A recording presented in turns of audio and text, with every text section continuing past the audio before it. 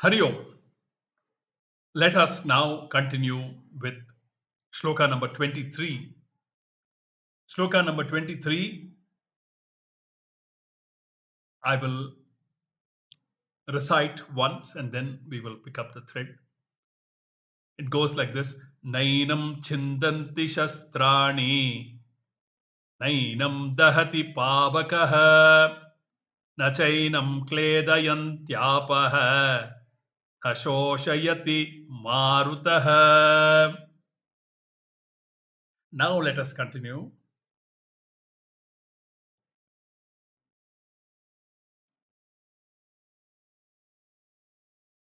The context over here, we must remember, is the Mahabharata war.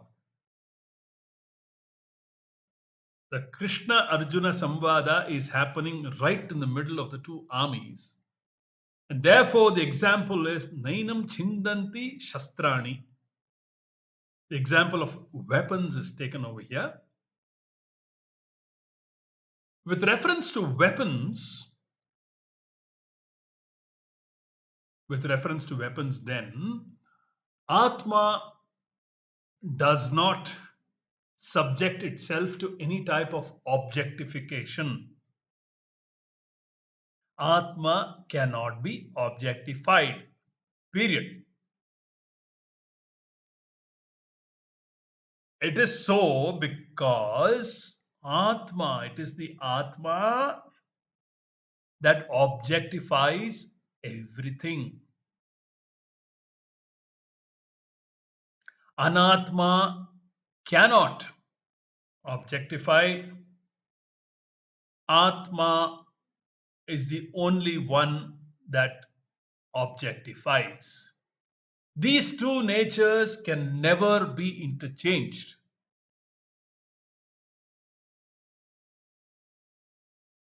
That which objectifies everything cannot be objectified by anything.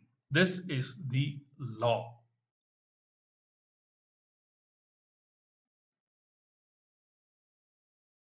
These are axiomatic. No change is possible. One has to take this statement per se and internalize it. Because it comes from an authentic source. Bhagavan is a source, gurus are the sources. Therefore, there is proof built into these statements. They require no proof. This is called Shraddha and Bhakti in the words of the Shastra and the Guru.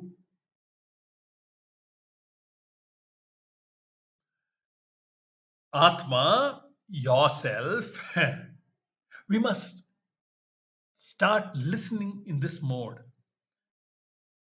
The topic of Atma is not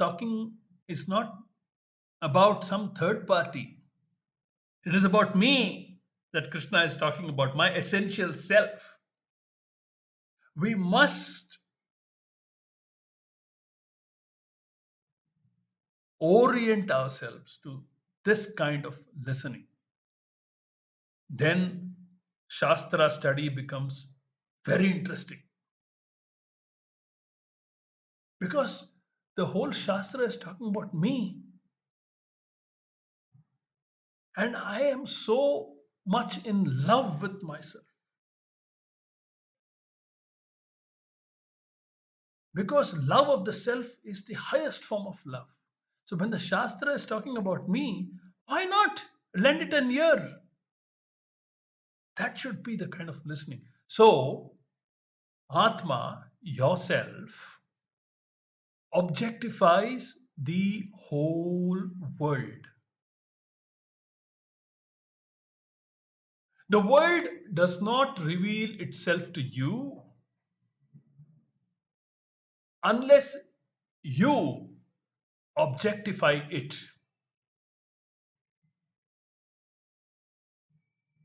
And Atma cannot be objectified by anything.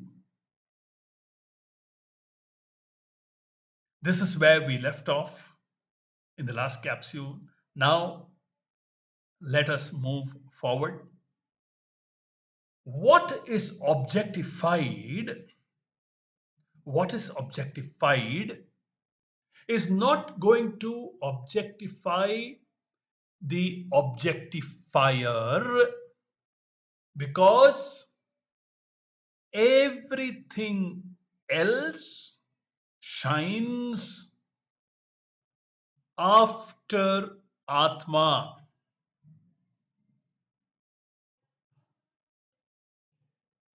This should remind us of a famous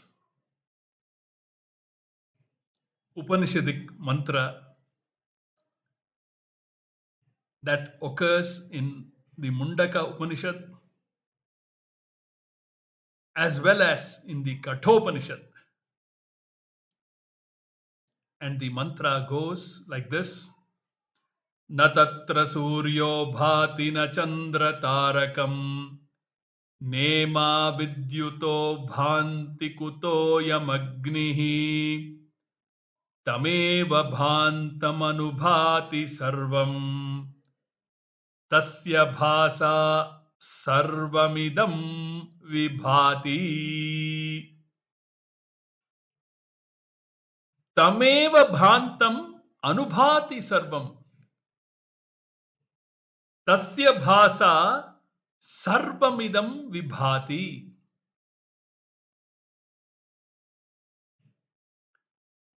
We must remember here that the Gita, Shrimad Bhagawad Geetha,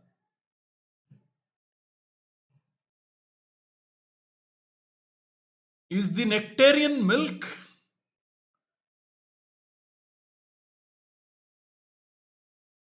that Gopalanandana milked from the Upanishadic cows.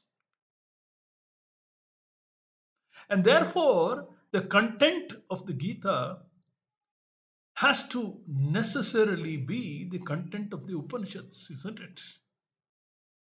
Sarvopanishado gavaha dogdha gopalanandanaha partho vatsa sudhir bhokta dugdham Geetamrutam mahat. So the Upanishadic cows were milked by the cow herd Gopalanandana, who is none other than Shri Krishna. So it is only after Atma shines that everything else shines after it. Therefore, it is only Atma that can objectify everything other than itself. It is the only entity that can objectify Anatma. Anatma cannot objectify Atma. Very important statement, Upanishadic statement taught in Shrimad Bhagawad Geetha.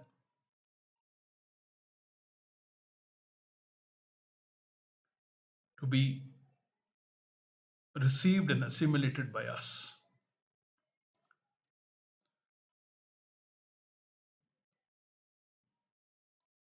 So, what is objectified is not going to objectify the objectifier, because everything else shines after Atma. There is only one source of consciousness. There is only one source of consciousness, and that is Atma. And don't look up and down. That Atma is you. You Your essential nature is the only source of consciousness.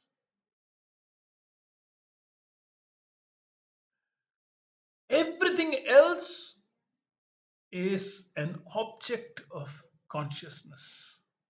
Everything else is objectified by you. You must convert this sentence into the first person I and say, everything is objectified by me. That should be the orientation when you listen to Shrimad Bhagawad Geetha, the Upanishads, or any other Prakarana Grantha taught by a competent Acharya. Everything else is an object of consciousness. How then, how then is an object of consciousness going to destroy consciousness?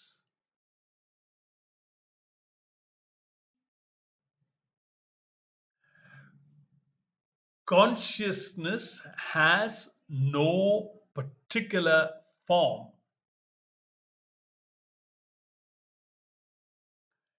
If it had a heart, it could have an attack. If it had a heart, it could have an attack. But it does not. If it does, we have had it. Atma is the one because of which we are aware of the beating of the heart. Atma is the one because of which we are aware of the beating of our hearts. It is the subject of every object. It is the subject of every object. Because Atma is not subject to objectification, because Atma is not subject to objectification, it is not subject to any type of action. Very interesting. Any type of action, including destruction, which is the context of in which we are studying Shrimad Bhagawad Geetha. The Gita having been taught in the midst of a battlefield. Thus, weapons do not and cannot slay the Atma. Nainam chindanti shastrani.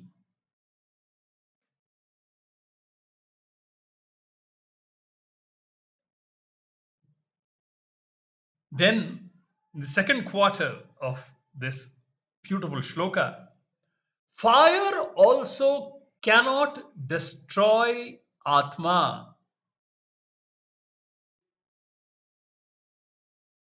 Nainam dahati pavakaha.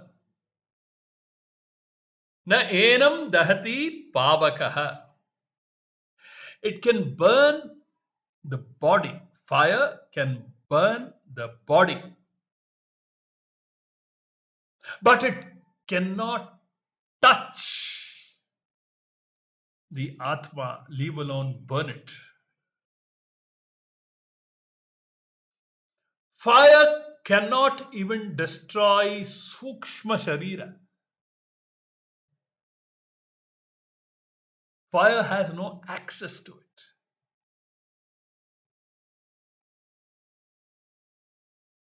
The Sukshma Sharira is the subtle body. If fire cannot touch even the Sukshma Sharira, how can it ever think of, how can it ever touch the Atma, which is subtler than the subtlest space?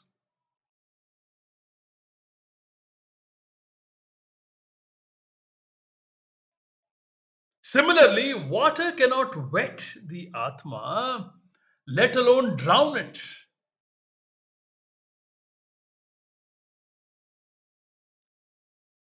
Apaha enam na kledayanti. Nachainam kledayantyaapaha, the third quarter of this wonderful shloka.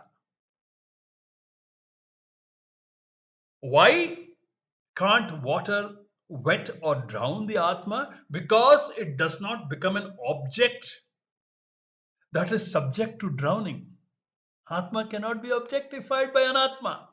Simple, very profound at the same time. Nor can the wind, nor can the wind dry it up.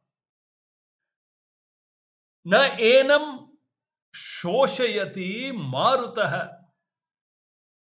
Na shoshayati marutaha, the fourth quarter of this beautiful shloka. Meaning that Atma cannot be dehydrated. No access to any of the elements.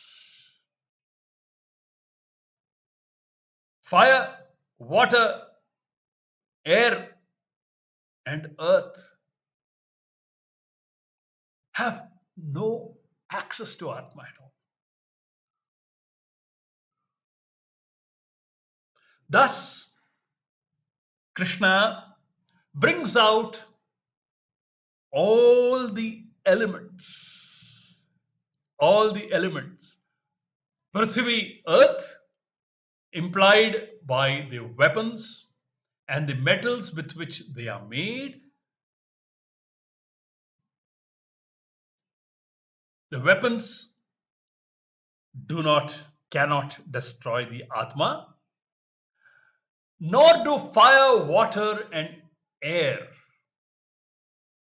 Vayu, air, does not bring about the death of Atma through dehydration. The word Maruta, Maruta refers to the hot air of the tropical country, which can cause dehydration. Beautifully used, contextually used words that only our Mahans can and Mahans can interpret. Beautiful.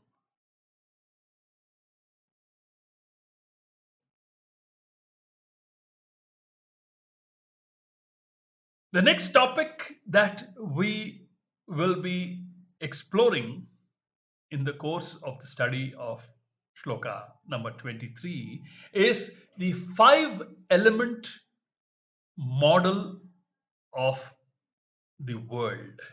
The 5-element model of the world, which we will look at in the upcoming capsules and take our study forward. Hari Om.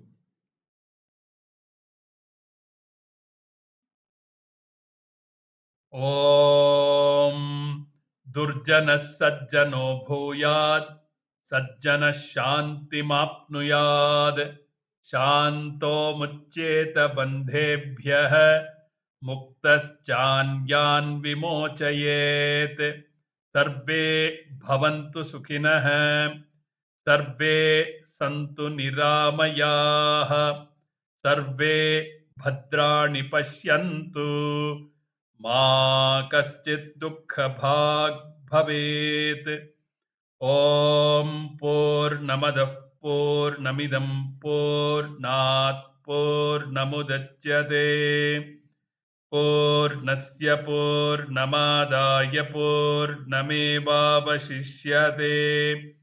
ॐ शान्ति शान्ति शान्तिः। हरिः ॐ श्रीगुरुभ्यो नमः। हरिः ॐ।